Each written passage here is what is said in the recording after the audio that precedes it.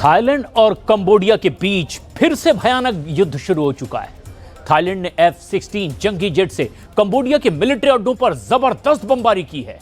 Thailand navy के battleship अब Cambodia में मिसाइलों की बौछार कर रहे हैं, तो वहीं कंबोडिया जवाबी हमले में बारूदी सुरंग के धमाकों से थाईलैंड को दहला रहा है। 4 दिन से चल रहे इस युद्ध में अब तक 6 लाख लोग विस्थापित हो चुके हैं।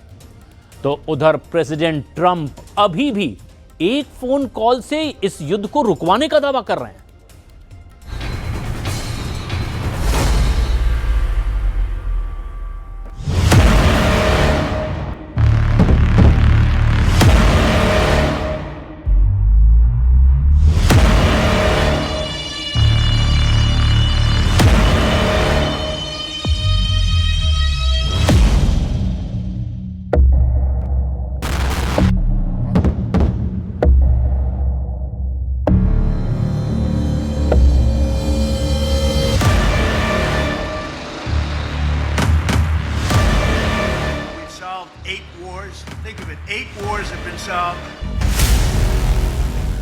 ट्रंप का एक और दावा खोखला साबित होता दिख रहा है।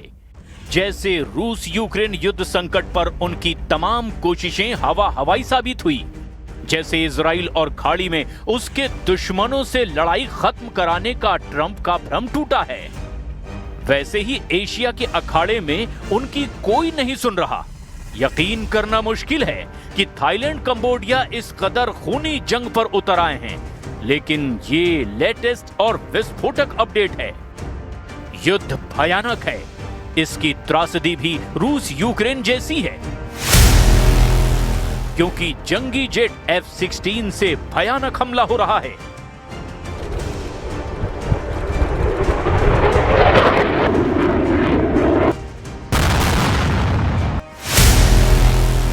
टैंकों से अंधाधुंध बारूदी गोले की बौछार हो रही है।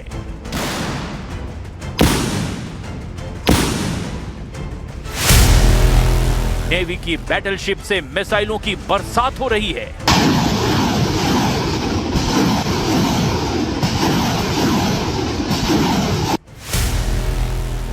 ट्रंप का दावा हवाई एशिया में छिड़ी लड़ाई।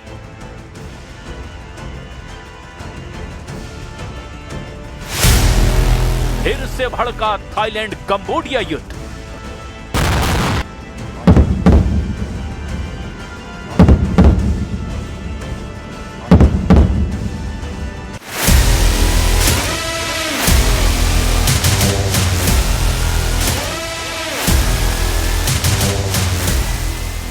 जैसे रूस यूक्रेन का विस्फोटक युद्ध हो रहा है, जैसे इजराइल खाड़ी में दुश्मनों को दहला रहा है, वैसे ही बराबर की टक्कर एशिया महाद्वीप के 2 ताकतवर देशों के युद्ध में शुरू हो चुकी है। थाईलैंड कंबोडिया में भयानक युद्ध छिड़ गया है। कंबोडिया ने थाईलैंड पर 80 से ज्यादा ड्रोन हमले किए हैं। कंबोडिया की सेना नॉन स्टॉप BM-21 रॉकेट और टैंक से फायरिंग कर रही है, जिसके जवाब में थाईलैंड F-16 जंगी जेट से कंबोडिया को दहला रहा है। कंबोडिया की नेशनल डिफेंस मिलिट्री प्रवक्ता ने थाईलैंड पर युद्ध भड़काने और नागरिकों पर हमले का आरोप लगाया है। December 10, 2025, this brutal act of aggression of the Thai military indiscriminately opened fire targeting civilian area, especially primary school and hospital, and further destroyed Takrabai and Pravihir Temple, the highly sacred cultural site of Cambodia and the World Cultural Heritage. Cambodia के रक्षा मंत्रालय ने Thai हमले में 11 नागरिकों की मौत और 74 नागरिकों के घायल होने की जानकारी दी है। उधर थाईलैंड ने 5 दिन की लड़ाई के बाद कंबोडिया के बड़े शहर बोइंग ट्राकुन पर दबदबा बढ़ा दिया है। एक वीडियो रिलीज कर दावा किया गया कि थाई आर्मी ने बोइंग ट्राकुन पर कब्जा कर लिया है। थाई सेना के जारी वीडियो में पैदल सेना बख्तरबंद गाड़ियों के साथ शहर में आगे बढ़ती दिखाई दे रही है। वहीं दूसरे वीडियो में थाई सेना अंधाधुंध गोलियों की बौछार करती दिखाई दे रही है। थाईलैंड कंबोडिया के युद्ध का ये नया राउंड जब लिमिट क्रॉस कर चुका है, तब भी प्रेसिडेंट ट्रंप हवाई दावे करने से खुद को नहीं रोक पा रहे हैं। ट्रंप ने फिर से दावा किया कि वो सिर्फ फोन कॉल से युद्ध रुकवा देंगे। हालांकि उन्होंने ही थाईलैंड कंबोडिया के बीच 2 महीने पहले समझौता करवाने का क्रेडिट लूटने की कोशिश भी की थी। We've solved 8 wars. Think of it, 8 wars have been solved. Although Thailand and Cambodia, I think I'm going to have to make a couple of phone calls on Thailand, but we'll get that one back on track. हालांकि जिस तरह का बारूदी कोहराम Thailand Cambodia में शुरू हुआ है, उससे रूस यूक्रेन युद्ध की तरह ही एशिया महाद्वीप में युद्ध रुकवाने का ट्रंप का दावा फुस हो गया है। ट्रंप बीते दिनों से फोन कॉल से युद्ध रुकवाने का दम भर रहे हैं। उधर थाईलैंड के केयरटेकर प्रधानमंत्री अनुतिन चार्नविराकुल ने बताया कि शुक्रवार 12 दिसंबर को वो ट्रंप से कंबोडिया युद्ध पर बात करेंगे। กว่าจะคือรัฐบาลทุกรัฐบาลก็จะหมดวาระไปเมื่อคณะรัฐมนตรีชุดใหม่เข้าเฝ้าถวายสัตย์ก็นับดูก็แค่ 5-6 เดือนเอง थाईलैंड ने 8 दिसंबर को कंबोडिया पर हवाई हमले शुरू किए थे। थाईलैंड ने अपने एक सैनिक की मौत के आरोप पर हमला शुरू किया था। कंबोडिया पर युद्ध समझौते तोड़ने के आरोप लगाकर थाईलैंड जंगी जेटों से बारूद बरसाने लगा और इसके जवाब में कंबोडिया ने भी पूरी ताकत झोंक दी है। जबकि सिर्फ कुछ दिन की लड़ाई में 6 लाख से ज्यादा लोगों को दर-बदर होना पड़ा है। ये तस्वीरें थाईलैंड कंबोडिया बॉर्डर की है। कंबोडियाई डिफेंस मिनिस्ट्री ने ताजा झड़प के बीच 1 लाख से ज्यादा ग्रामीणों के घर से भागकर सेफ जोन में जाने की पुष्टि की है। टैंक, आर्टिलरी और रॉकेट हमलों से बचने के लिए लोगों ने टेंट में गुजर बसर शुरू कर दिया है। थाईलैंड और कंबोडिया के बीच 817 किलोमीटर बॉर्डर को लेकर एक लंबे अरसे से टकराव है, लेकिन युद्ध का नया राउंड 28 मई 2025 से शुरू हुआ, जब थाई सैनिकों के साथ गोलीबारी में कंबोडिया का एक सैनिक मारा गया। इससे टेंशन इतनी बढ़ी कि 23 जुलाई 2025 को थाईलैंड ने कंबोडिया से अपने राजदूत को वापस बुला लिया और कंबोडिया के राजदूत को देश से निकाल दिया।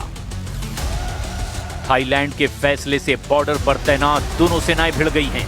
बारूदी झड़प में दोनों तरफ से सैनिक घायल भी हुए हैं। एक दिन बाद 24 जुलाई 2025 को थाईलैंड ने F-16 जंगी जेट से कंबोडिया के मिलिट्री अड्डे पर बमबारी शुरू कर दी। लड़ाई में जब मेड इन अमेरिकी जंगी जेट इस्तेमाल हुआ, तब ट्रंप के कान खड़े हुए, लेकिन तब तक बहुत देर हो चुकी थी। कंबोडिया ने थाईलैंड पर पलटवार शुरू कर दिया। फ्रंट लाइन पर भारी आर्टिलरी फायर और रॉकेट हमले से कंबोडिया ने दमखम दिखाया। 2 दिन तक दोनों तरफ से जबरदस्त हमले होते रहे। आखिरकार 26 जुलाई 2025 को डोनाल्ड ट्रंप ने थाईलैंड और कंबोडिया के लीडर से बात की। ट्रंप ने टैरिफ की धमकी देकर मामला किसी तरह शांत कराया। इसके बाद 28 जुलाई 2025 को मलेशिया, यूनाइटेड स्टेट्स और चीन की पहल पर मलेशिया के पुत्रजया में समझौता हुआ। फिर 26 अक्टूबर 2025 को थाईलैंड और कंबोडिया के नेताओं ने ट्रंप की मौजूदगी में सीज फायर डील पर साइन किए। कंबोडिया ने समझौते का एहसान उतारने के लिए ट्रंप को नोबेल शांति पुरस्कार के लिए नॉमिनेट तक कर दिया, मगर युद्ध की आग धधक रही थी। थाईलैंड कंबोडिया की सरहद हर गुजरते दिन सुलगती जा रही थी। नवंबर के महीने में कई बार टकराव हुए। दिसंबर के पहले हफ्ते में भारी सैन्य तैनाती शुरू हो गई। 8 दिसंबर से फिर दोनों देशों के बीच बारूदी टकराव शुरू हुआ, जो अब आर पार का युद्ध बन चुका है।